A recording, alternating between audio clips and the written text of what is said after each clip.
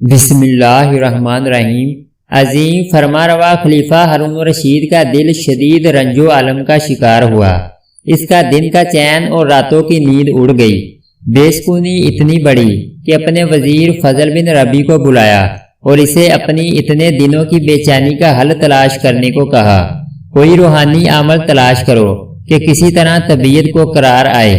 بے شمار عمل اور کئی عالم فاضل لوگوں سے رجوع کیا گیا۔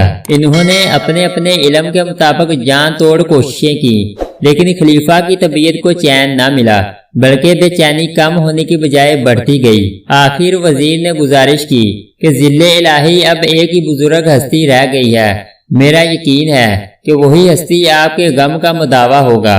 ہارون الرشید نے بے تابی سے پوچھا، وہ کون سی ہستی ہے جو میرے لیے باعث رحمت ہو سکتی ہے؟ وزیر نے عاجزی سے کہا، وہ صوفی بزرگ ہیں جنہوں نے دنیا کی تمام نعمتوں سے کنارہ کشی اختیار کر لی ہے اور کسی کی جاہ و عظمت کو خاطر میں نہیں لاتے۔ ہارون الرشید نے بے تابی سے کہا، ایسا ہے تو ابھی چلتے ہیں۔ بادشاہ سلامت وزیر کے ہمراہ رات کے اندھیرے میں اپنے محل سے نکل کر فضیل بن عیاض رحمۃ اللہ علیہ کے سادہ سے حجرے میں پہنچ گئے۔ وزیر نے دروازہ کھٹکھٹایا۔ اندر سے ایک کمزور آواز آئی، کون؟ میں ہوں وزیر، اور میرے ساتھ بادشاہ سلامت ہارون الرشید ہیں۔ فضیل بن عیاض رحمۃ اللہ علیہ کو بادشاہ کی آمد کا سن کر افسوس ہوا۔ بادشاہ کی اطاعت کرنے پر مجبور تھے۔ حضرت فضیل بن عیاض رحمۃ اللہ علیہ نے سوچا، بادشاہ وقت خود چل کر میرے غریب خانے تشریف لائے ہیں، ان کی فرمائش سنے بغیر دروازے پر کھڑا رکھنا مناسب نہیں۔ انہوں نے چراغ بجھا دیا اور دروازہ کھول دیا اور خود حجرے کے ایک کونے میں جا کر بیٹھ گئے۔ ان کا طریقہ دنیا کے طریقوں سے یقیناً مختلف تھا۔ لوگ تو آرزو کرتے ہیں کہ کوئی بڑا آدمی صاحب اقتدار ملے تاکہ ان کے اثر و رسوخ میں اضافہ ہو، لیکن فضیل بن عیاض رحمۃ اللہ علیہ بادشاہ وقت کا یوں استقبال کر رہے تھے جیسے ان کے آنے سے انہیں شرمندگی ہو رہی ہو۔ انہیں بادشاہ کے مال و وزراء اور حیثیت سے کیا غرض تھی جو اس سے متاثر ہوتے۔ ہارون الرشید گپ اندھیرے میں اندر داخل ہوا اور فضیل بن عیاض رحمۃ اللہ علیہ کا نام لے کر پکارا۔ جواب خاموشی۔ اندھیرے میں خلیفہ اور وزیر دیواروں کو ٹٹولتے ادھر ادھر ہوئے۔ اچانک ہارون الرشید کا ہاتھ حضرت فضیل بن عیاض رحمۃ اللہ علیہ کے سر پر جا لگا۔ اس نے کہا، یا حضرت۔ پھر سرکار خاموش رہے۔ البتہ اتنا ہوا کہ فضیل بن عیاض رحمۃ اللہ علیہ نے اپنا ہاتھ خلیفہ کے ہاتھ میں دیا۔ ہارون الرشید مصافحہ کر کے بہت خوش ہوا اور اپنے بدن کے اندر ٹھنڈک محسوس کرنے لگا۔ فضیل بن عیاض رحمۃ اللہ علیہ پہلے بولے، فرمان رسول صلی اللہ علیہ وآلہ وسلم ہے، میری امت کے بدترین علماء وہ ہیں جو حکمرانوں کے دروازوں پر جاتے ہیں، اور بہترین حکمران وہ ہیں جو علماء کے در دولت پر حاضری دیتے ہیں۔ ان کلمات نے ہارون الرشید کا دل اپنی مٹھی میں جگڑ لیا اور اسے جاہ و عظمت کے جہاں سے روحانی دنیا میں محو پرواز کر دیا۔ پھر فضیل بن عیاض رحمۃ اللہ علیہ بولے، ہارون الرشید تیرا ہاتھ کتنا نرم و نازک ہے، کاش یہ جہنم کی آگ سے بچ جائے۔ ان کلمات نے رہی سہی کسر پوری کر دی۔ ہارون الرشید کی آنکھوں سے آنسو بے اختیار بہنے لگے۔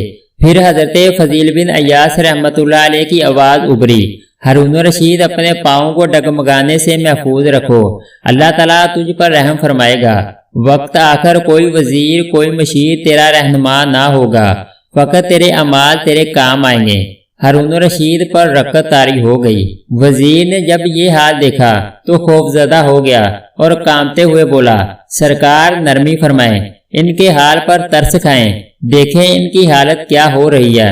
فضیل بن عیاض رحمۃ اللہ علیہ نے اب وزیر کی طرف رخ کیا اور بولے، تم اور تمہارے ساتھی دربار میں ایسے حالات بناتے ہو کہ یہ گناہ پر گناہ کرتا جائے۔ کبھی تم لوگوں نے اسے کسی غیر شرعی فعل سے ٹوکا ہے؟ تم ایسا کر بھی کیسے سکتے ہو؟ تمہیں تمہاری وزارت عزیز ہے۔ فضیل بن عیاض رحمۃ اللہ علیہ دوبارہ ہارون الرشید کی طرف متوجہ ہوئے۔ اے حسین چہرے والے! ہارون الرشید کا رنگ گورا اور نقوش دل آویز تھے۔ قیامت کے دن اللہ تعالیٰ تجھ سے اپنی مخلوق کے بارے میں پوچھے گا۔ اگر تو اپنے چہرے کو آگ سے بچانا چاہتا ہے تو بچا لے، تو ہرگز دیر نہ کر۔ کل کس نے دیکھا ہے تیرے دل میں رایا کہ کسی فرد کے لیے بھی بے انصافی، کدورت یا بغض ہے تو فوراً اپنی اصلاح کر لے۔ ہارون الرشید نے وقت رخصت ہزاروں دینار ہدیہ دینے کی کوشش کی۔ فضیل بن عیاض رحمۃ اللہ علیہ یہ ہدیہ قبول کرنے کو قطعی تیار نہ ہوئے اور فرمانے لگے، حکمرانوں کے تحائف رشوت ہوتے ہیں، ان کو قبول کرنا کسی طرح جائز نہیں۔ ہارون الرشید، میں تمہیں نجات کا راستہ بتاتا ہوں اور تم اس کے بدلے مجھے معاوضہ دینے کی کوشش کرتے ہو، خدا تمہیں عقل سلیم دے۔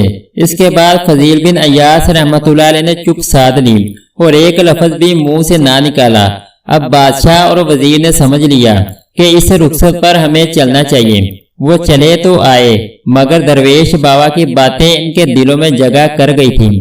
ہارون الرشید نے اپنے دل میں ان کے لیے انوکھی محبت محسوس کی، جس نے اس کے ایمان و یقین کو جلا بخشی۔ آج کی نشست نے اس کی زندگی کا دائرہ بدل دیا تھا۔